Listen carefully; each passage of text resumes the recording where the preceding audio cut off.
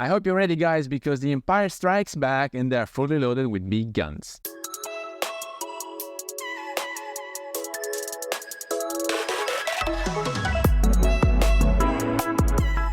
Hello everybody, welcome back to the channel. Thomas Love here from beautiful Vancouver, British Columbia. And guys, today I am so excited because it is the start of the revolution. So today, with the Sony announcement of the Sony A9 Mark III, we are entering a brand new era of content creation, whether it is stills photography, whether it is movie recording. With that camera, guys, we are already in the future. So now there's a lot of speculation going on because it has only been announced, but it will be released in 2024. But if you have a look at the specs, it's impressive. It's mind-blowing because it took years for the other brands such as Canon, Nikon, Panasonic, just to mention a few, to catch up with the alien technology Sony released years ago. They were the very first having the AF tracking, the eye recognition. It was also good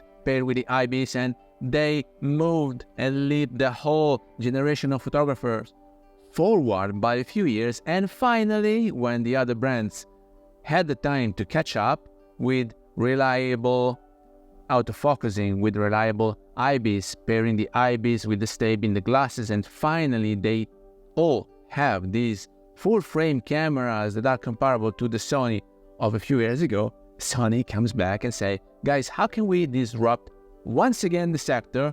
And they hit very hard with the first global shutter mirrorless camera. So why is the global shutter a game changer? Honestly, I don't care about it because I never needed impressive burst rates. But if you are a wedding photographer, a sports photographer, a wildlife photographer, well, you will appreciate the chance of having up to 120 frames per second in raw quality, as well as 4K 120p recording with no crop this time, and 1/80,000th of a second shutter speed with electronic shutter, only because the mechanical shutter is irrelevant right now, because now you don't have jittery, you don't have any more rolling shutter, you will not have any halo effect, you will not have all the things that were actually limiting mirrorless cameras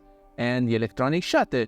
Forget about it. With a global shutter, you will have the chance to sync with your flash at any shutter speed you want. And so it is opening a plethora of whole new realities for professional photographers in any field, because this is the very first one. We were all waiting for the Canon R1 to be released and be the very first camera implementing a global shutter, but yes, it has been Sony once again. And now, I'm not a particular fan of the brand, despite I had a few Sony, of course, during the years. I'm still shooting with my Leica Q2, which I'm using right now to record this episode. But I do recognize, guys, this is a game changer because this is only the very first camera having a global shutter, and then eventually in the next few years, all the other brands and all the other level, because this is the flagship camera from Sony, and it only costs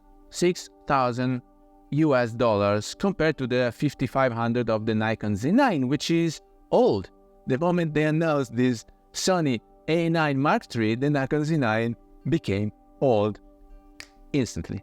And so the Sony A9 Mark III will also have the pre-release. There was something that Nikon introduced with the Z9. They had the pre-release and the motion detection, and so now this camera is having the usual AF tracking, also reliable from Sony, so it will never miss you. And then the great IBIS that is typical from Sony, paired with the pre-release and the global shutter and the sync with the flash at any shutter speed, and the shutter speed that is up to 1/80,000th of a second. Before this camera, the limitation was 1/32,000th of a second, so it's at least 2 f-stops. We're talking about a big improvement, guys. We're not talking about just minor enhancements here and there. We're talking about a big step forward. And so I cannot wait to have all the cameras, especially the middle range cameras, implementing the global shutter, because once this thing has started, then all the other ones are forced to push their R&D to give us cameras that are at least comparable, if not better. And so I'm very curious to see where this whole thing will take us in, say, 5 to 10 years. We will probably have all global shutters, all AI, all whatever cameras for stills, for videos, for I don't know. But in my humble opinion, these A9 Mark III with these impressive burst rates, up to 120 frames per second in raw quality, not JPEG, like the Nikon Z9, raw quality, 120 frames per second for stills, and 4K recording with no crop, 4K 120 recording with no crop, while 4K 60p would be downsampled from 6K, so I wouldn't like it that much, but 4K 120 with no crop is great. And then, I don't know, because it is transforming the whole sector into a spray and pray kind of thing, because whether you are a wildlife or a sports photographer or a wedding photographer, and you have this impressive burst rate, and you have the buffer that can sustain you for, let's say, 1.6 seconds at the max burst rate, but for more seconds, if you want to lower down to 180, 60 frames per second, you can go for 2, 3, 5 seconds.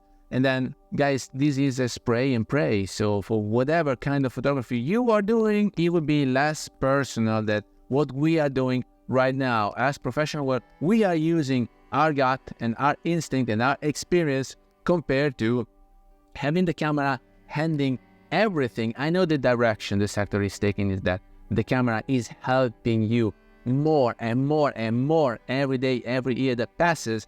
Eventually, you can hand over everything, every single aspect to your camera, and that will make it far less personal. But we have to talk about results. So if you are a wildlife or a sports photographer and you have the chance of having pre-released and 120 frames per second, why would you not take it? But in the end, it's a camera taking pictures, not yourself anymore. So please let me know down here in the comment if you share the same vision that I have, that we should take advantage up to a certain point, but not to hand over everything to the camera, or not. Or maybe I'm just an old folk from the old school and I'm resisting change. We always say that we resist change, and we always say that every new glass and every new camera will force you to shoot in a different way. So guys, I'm trying to catch up with the evolution of this sector. Not so much because I'm not a spec chaser. I don't want to have the latest release. I can do very good with my camera right now. Till the very moment I will not, and then I will change it. But up to then, guys, I don't have any gear acquisition syndrome. I'm not pre-ordering the Sony. I'm not pre-ordering any new camera for the moment. I'm still debating whether the Panasonic S5 Mark II would be a great addition to my channel and to my profession for video recording. But guys, this global shutter changes everything, and so probably, yes, my Panasonic will be even more discounted, giving it a couple of months, and then probably I will enjoy it. But if you are going for it, please let me know. Well, if you have a tentative timing from your store about receiving this Sony A9 Mark III, because then I will be also happy to see what you guys are doing with it, whether it is wildlife or sports or what any other photography you're taking with it. I would be so curious to see if Sony solved other issues they had, which is the greenish Sony color science that they always had, or if they're just going to disrupt the sector without adjusting the color science. So with that, I hope you got some value out of this video. If you did, please remember to like it, share it on your social media, subscribe to the channel so you won't miss any videos to come, and I guess I will see you later. Thank you. Bye-bye.